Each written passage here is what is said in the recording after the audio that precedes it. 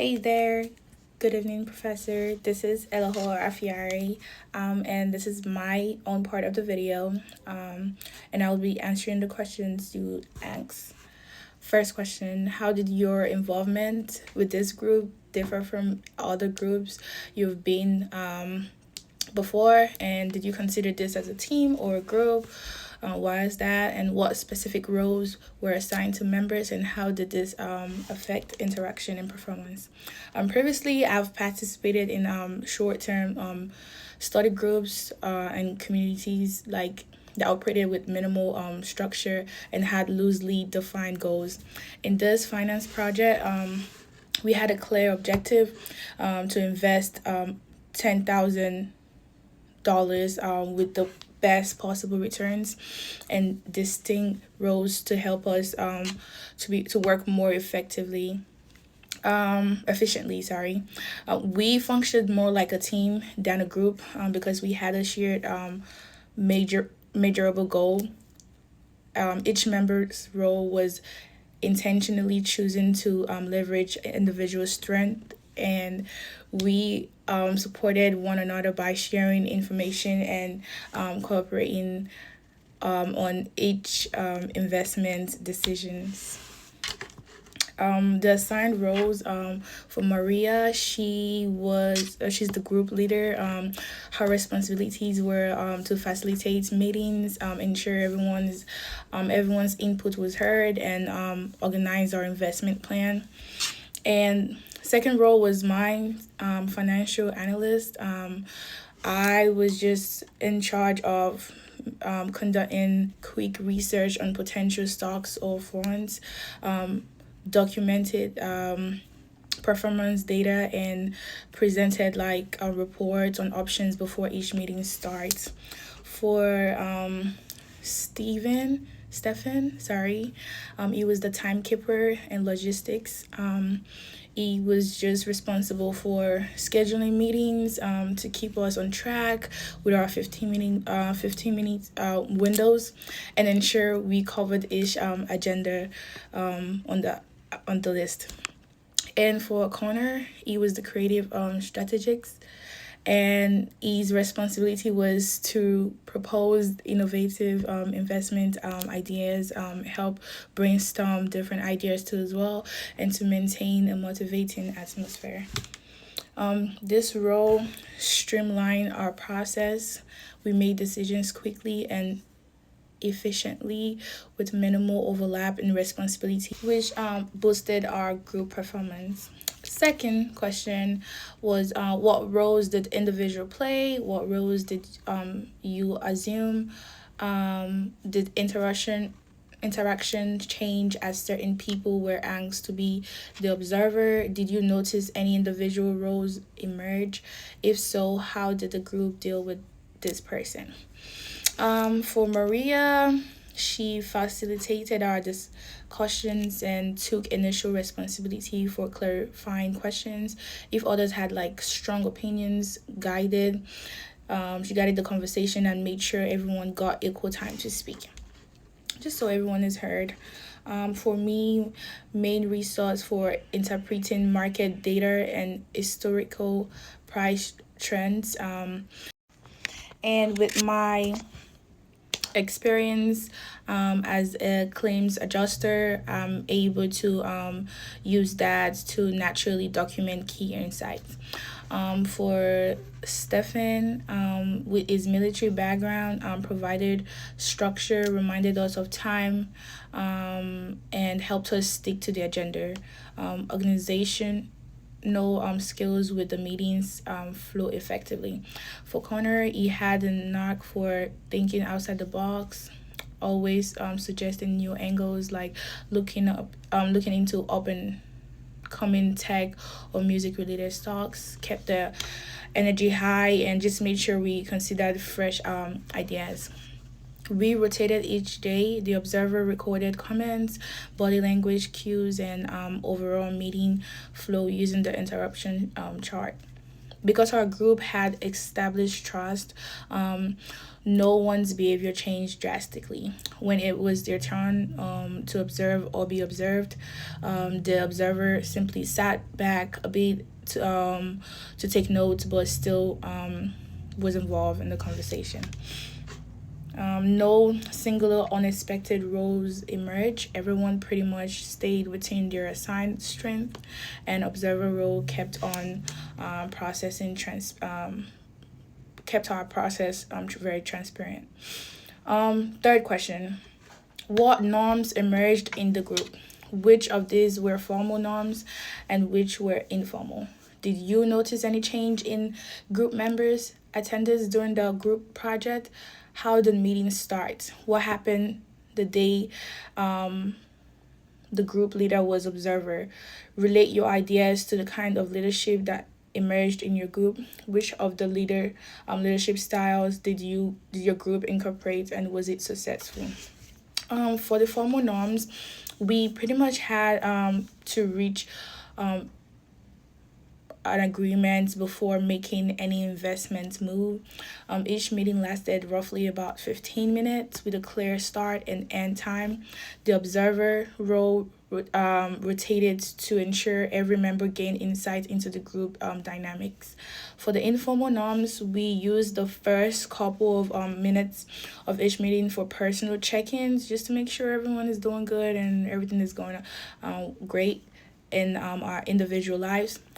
Each member brought at least one new piece of financial news or insights to share. Everyone attended all the meetings, all the scheduled sessions, and we respected each other's commitment. And Stefan's punctuality reminders ensured we started our meetings on time. Wasn't an issue at all. Typically, group leader opened the conversation by reviewing our previous decisions and any changes in stock prices. We maintained the same warm and collaborative tone. We used a democratic approach, ensure everyone to share freely, and we made final calls together. This style was very successful. It did leverage our diverse backgrounds and ensure each member felt responsible for the final outcome, the final decisions. For the fourth question, it was how were status and power distributed within the group? What members of the group had status? What member had power? Identify individual members within the group and describe what power bases they were able to use. Were these effective? Did you notice any power plays among group members, and what power base were you able to employ? Status and power. Legitimate power was Maria. She kept the group organized. Expert power was me, Elohor. I analyzed risk and financial data. The relational power was Stefan. He did the oversight of time, like I said, and tax. Creative influence was Corner. He proposed innovative investments. All these power bases worked seamlessly together. No single person dominated. Instead, we valued each other's strength. We didn't see any power plays or struggles. Members we all freely shared ideas, and leadership with fluid, depending on the topic that's being discussed. Leaders, primary power based on simply making sure we stayed focused and providing guidance rather than controlling the decisions that's being made. This felt effective in a group striving for collaboration. The fifth question was how did interaction patterns change throughout the group process? Did you maintain the same pattern from the beginning to the end? Were clues and identified? Do you feel the group had adequate interaction, or do you feel other patterns would have benefited the group more? Do you feel you were cohesive we were a cohesive group? If so, what did members do to reinforce the cohesiveness? If not cohesive, what could be the group? Would the group have done differently? Could you identify any clear rituals performed by your group?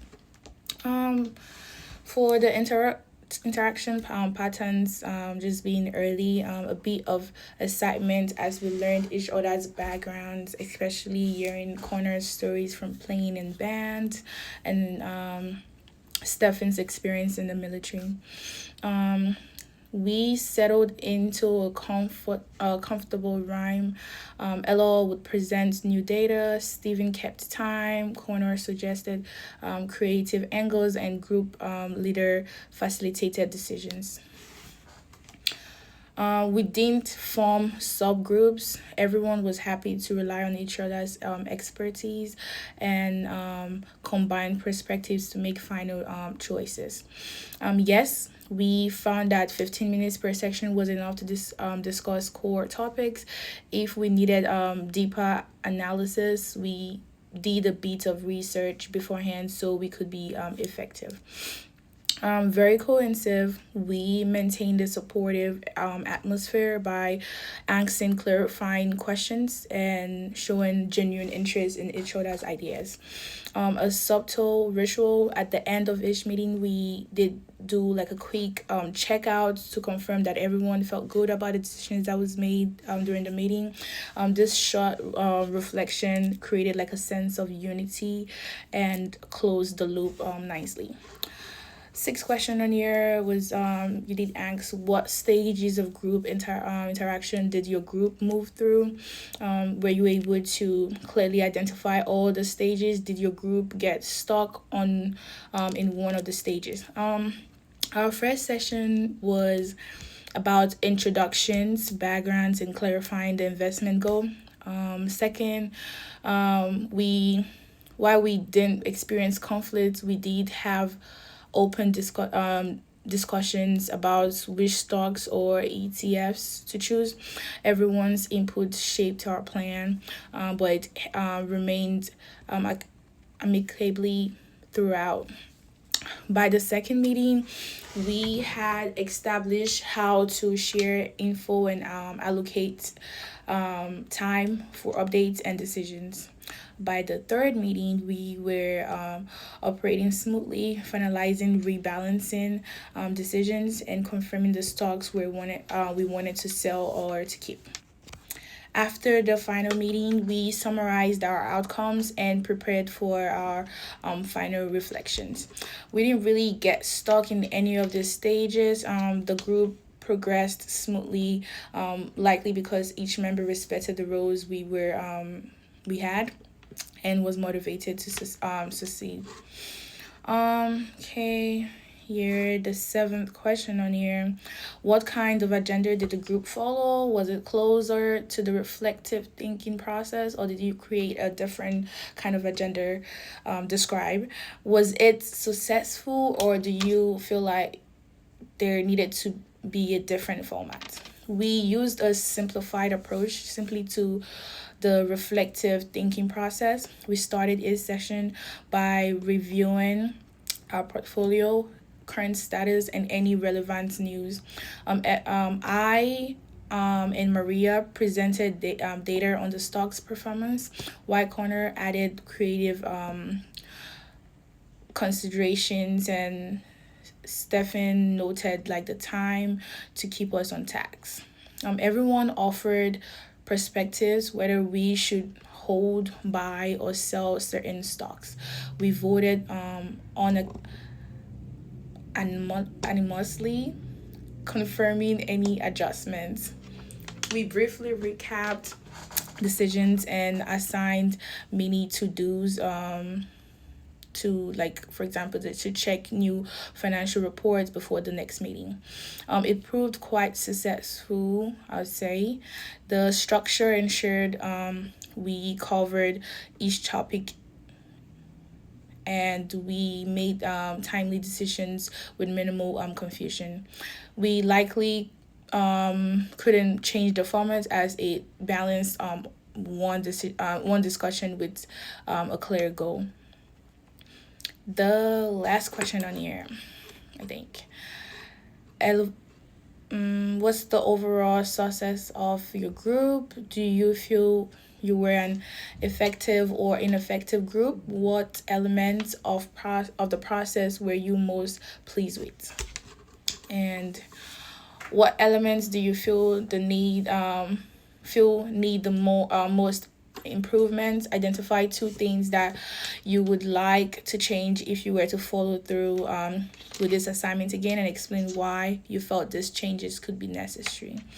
We saw modest gains in our portfolio, ending the week with about a 4.8 increase on our 10K investment. We also learned how to collaborate effectively in a short frame.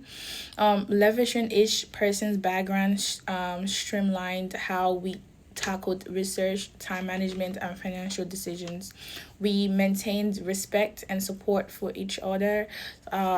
Viewpoints which kept meetings productive and enjoyable.